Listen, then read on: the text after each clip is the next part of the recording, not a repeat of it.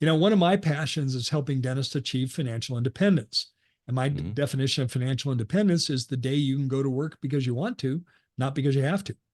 Yeah. And actually, I can define that economically. The day when you can reproduce your income, your annual income, without working and also without depleting the principal is the day you have financial independence. So, Paul, if you're making, I'll just pick a round number. If you're making $400,000 a year, the day you have assets that can produce you $400,000 a year without touching those assets, technically you're independent because you have that income coming from somewhere else. Yeah. Then you can go to Yeah. work as you want to, not because you have to. And that's Now, exactly how it is. I yeah. mean, and it's an interesting paradigm shift. And there's parts of it that were scary. There was parts of it that, because you anticipate that that's going to do something for you personally, emotionally. And you get there and there's no next step. Like you've gotten there and you're like, gosh, this is all there is. And then you start to get introspective and you figure out, well, what do I like to do? What brings me joy? What is more important to me than the financials?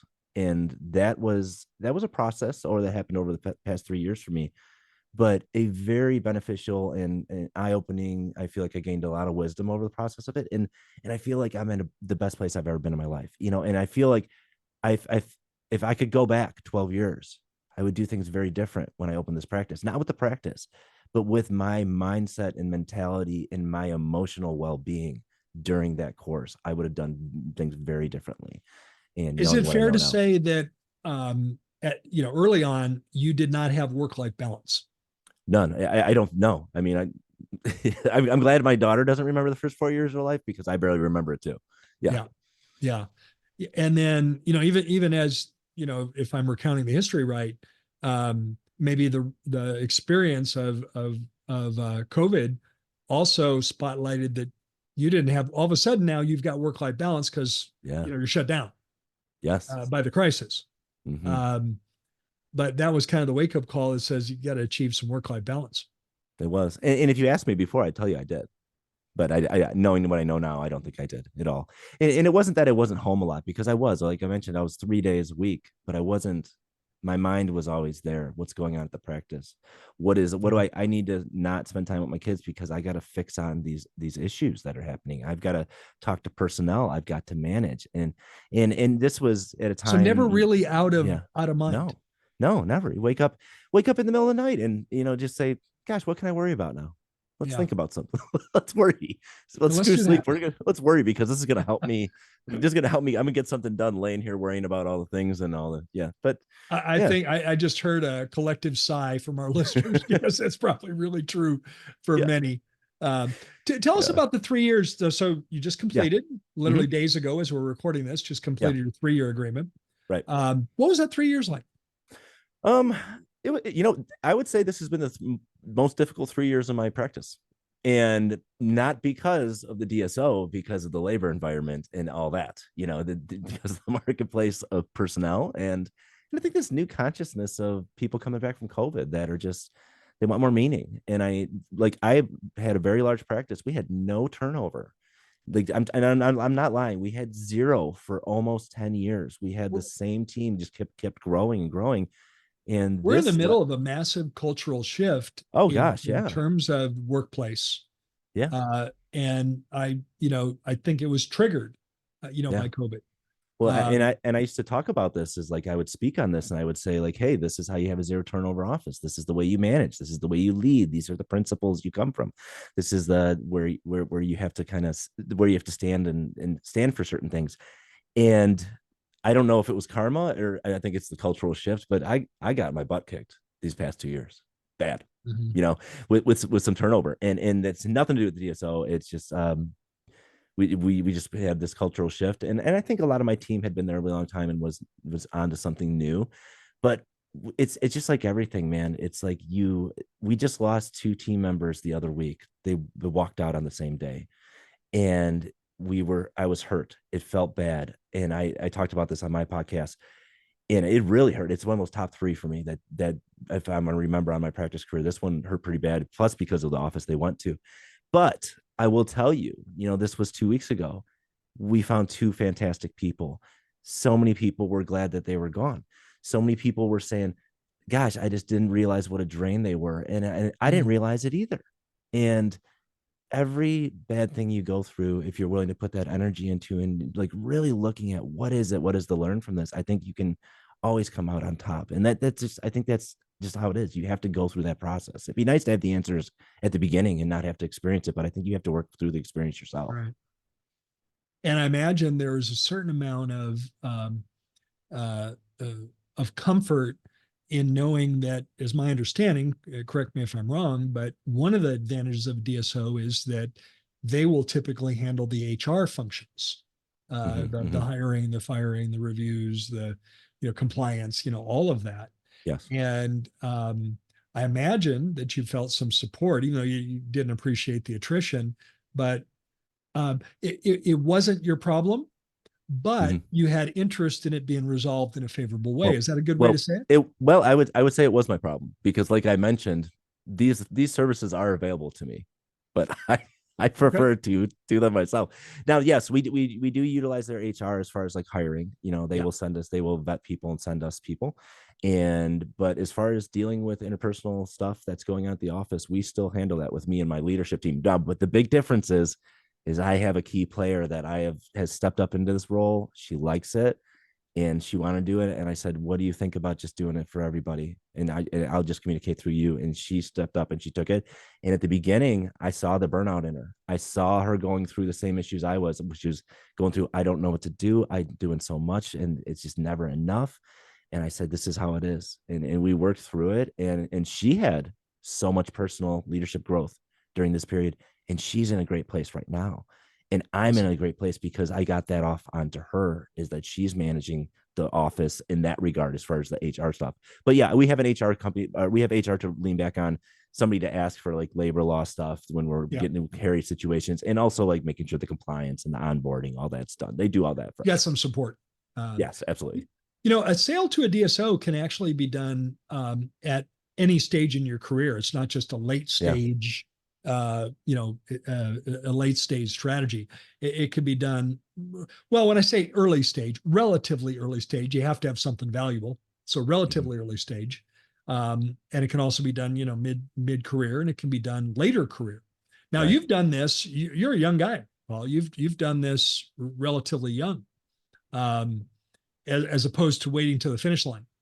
Yeah. Yeah. And I would think that be interesting to comment on that. And you're Sure. getting work life balance at a time that you get to get the benefits of that Yeah. Yeah. instead of someday I'm going to get that.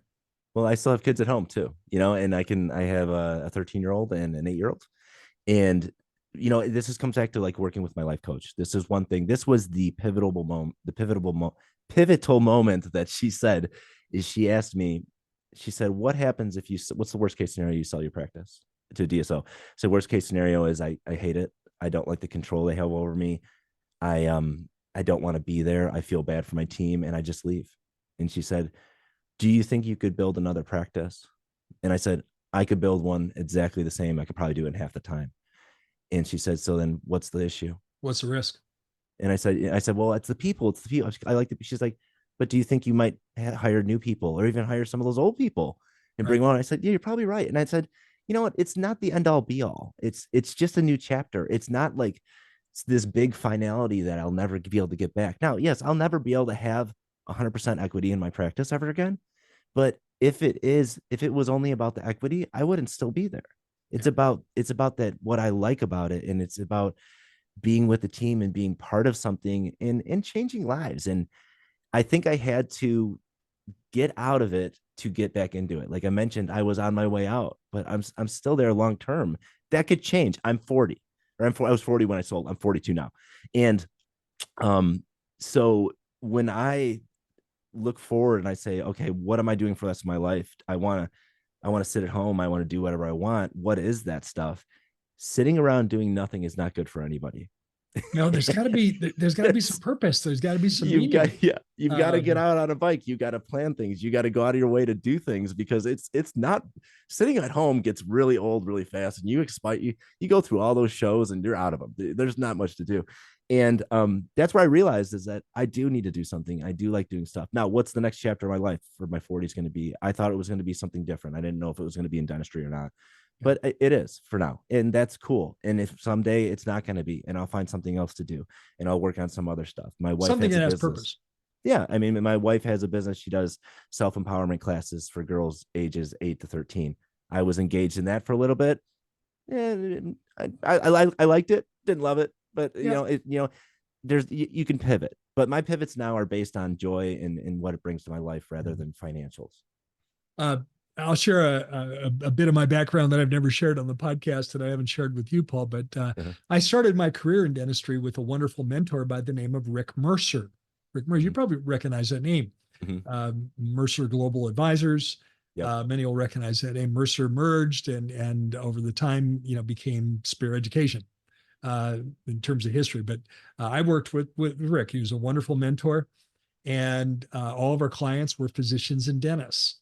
And I was one of his assistants. I just had such a great experience. But Rick would talk to our doctors, physicians and dentists, and they were always trying to get to the finish line of retirement, get to Yep. retirement, and he would say, well, Paul, that's a noble goal, and what will you do when you retire? And the Yeah. doctor would say, well, I'm gonna play golf. Yeah. Well, do you play golf now? Yeah, I play, but I'm going to play more golf. I don't get to play enough golf. Well, okay. And after you're done playing golf, what are you going to do?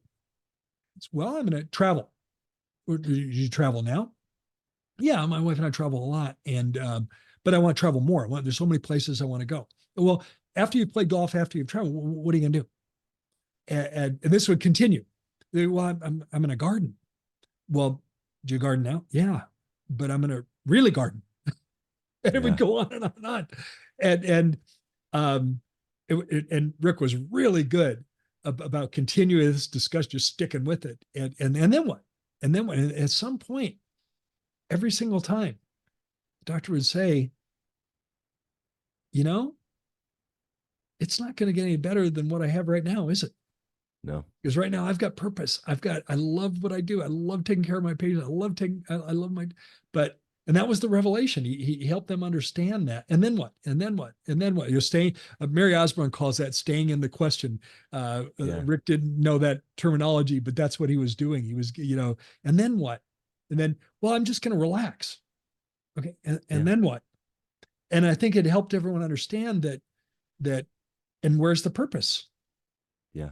And I And think that's worth talking about because I was the same way. I rat raced. I wanted to get to the number. And if I could go back and do it, I would say, I don't need to get to that number because I'm at this number now. And it's the only thing that's different is, I guess, the possibility that I could just switch something that fast.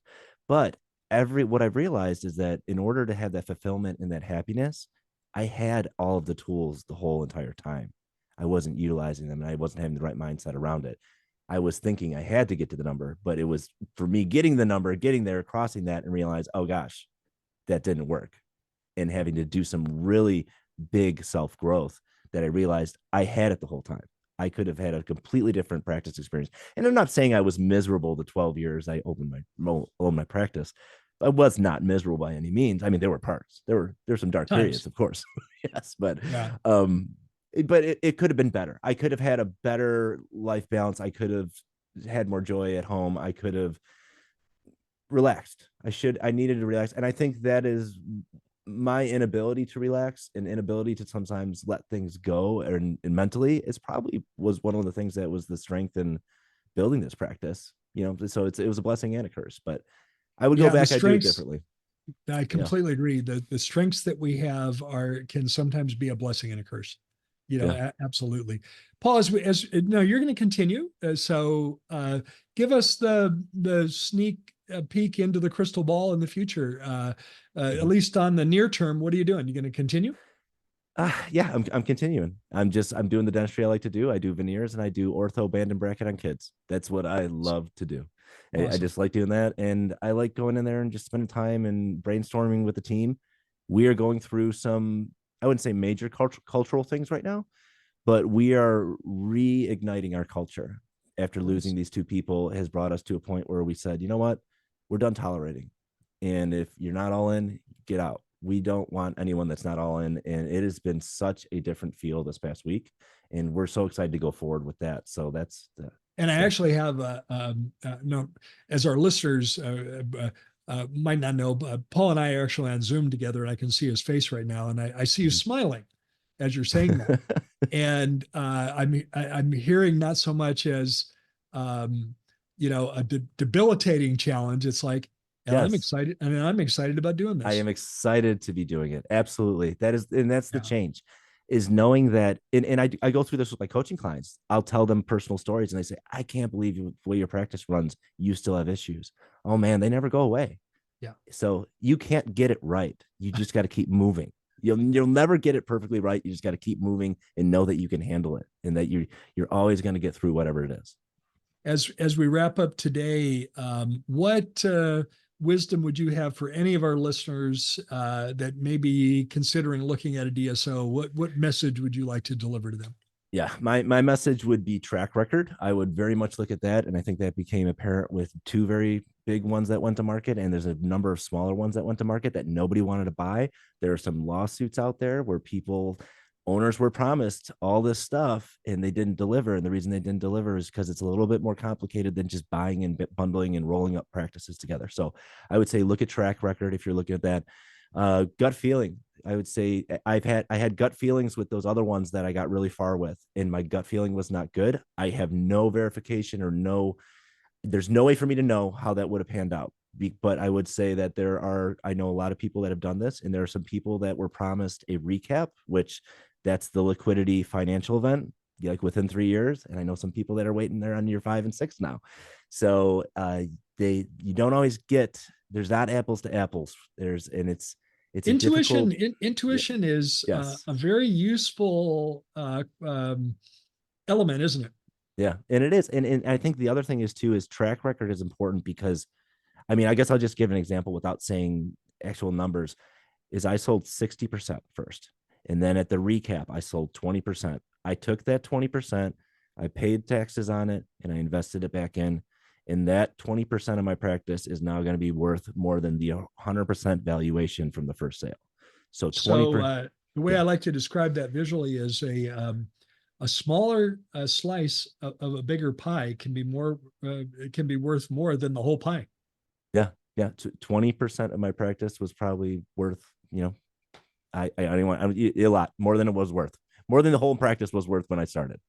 Yeah. And that's because of getting in those economics and banding together. And so that's the benefit. And that was the other thing to answer your question earlier that you asked, what does this look like for somebody younger in their career and why would that make sense? Because you can do this as a financial strategy and not an exit strategy. It doesn't have to be an exit strategy. Great point. I think we think of as it's all about the finish line. Right. Yeah, it's all about that and in fact, I love your point there. It can be a financial strategy at any stage of your career and not an exit strategy. It Yeah. And doesn't I have to don't be an know, exit strategy. we don't I don't want to scare people in that they're going to miss it, but we have no idea how long this is going to last. I My mean, perception on yeah. that, Paul, because I've talked to a lot of DSOs, I'm connected to a lot of DSOs. I'm also Mm-hmm. connected to the financial side, the private equity side. My perception is the fundamentals on dentistry are so good that I think quality private equity is always going to be interested in dentistry because where else can they invest in businesses that are recession resistant? I'm not going to say recession proof, but Yeah. people need dentistry in good times and bad. We've weathered the Great Recession in 2007, 2008, 9. Yeah. We've We weathered sure. the pandemic very well. Yeah, we I sure don't did. see the fundamentals changing radically. And largely, private equity is very conservative. They are not they don't roll the dice. It's not like venture capital where they know if a venture capital firm makes 20 investments, they count on 19 of them absolutely flat out failing, but the one that makes it makes up for the other 19 losses. Private equity Yeah. is the opposite. They don't want to lose any capital. Well, they'll hire, I know, like, for instance, they'll hire company like firms to scout out these investments and to do like private unsolicited calls to members to try to find out more information, like sneaking in and like getting like the dirt and like finding Right, out, is this a good investment? Because they're not messing around. They right. got they got they got they got to take care of that money. but dentistry has some fundamental qualities that make it very attractive to the private equity firms. Yeah. And I don't want to say, can just count on it forever, but I don't see that going away. But one point that I would make is quality is very important. So it's not just a matter of rolling up offices and, it's always going to be a big win. Yeah. Quality is very important. And none of this should change any dentist strategy in terms of day to day, because the goal Right. should be to develop your practice to full potential. When you develop your practice to full potential, whether it's a traditional, strategy of selling to another dentist or it's partnering with the DSO, you've got something that's valuable. Yeah. Or So if it's just for yourself, yeah, there's no and reason just not to do it. the Exactly. satisfaction of yourself of having that asset that's developed to full potential. Mm-hmm. Um, It's a good and I point to make. think a lot of that should be built around, patient centric as well, because when you think about the patient and what you can do to improve their lives, that's often a good business result as well. Yeah. Um, well, Paul, thank you. Thank you for sharing your insights and sharing the vulnerability of what you've experienced yourself. I appreciate your honesty, your candor. I appreciate sharing this with our listeners. I believe anybody listening is going to get lots out of our episode today. Yeah. As we wrap up today, Paul, again, thank you. Thank you for being a great friend. Thank you. I count you as someone I can reach out to and bounce ideas off. And I hope you feel the same way about myself. Absolutely. Love the work that you're doing, and I love the person that you are. And I appreciate our friendship for sure. Thanks so much, Gary.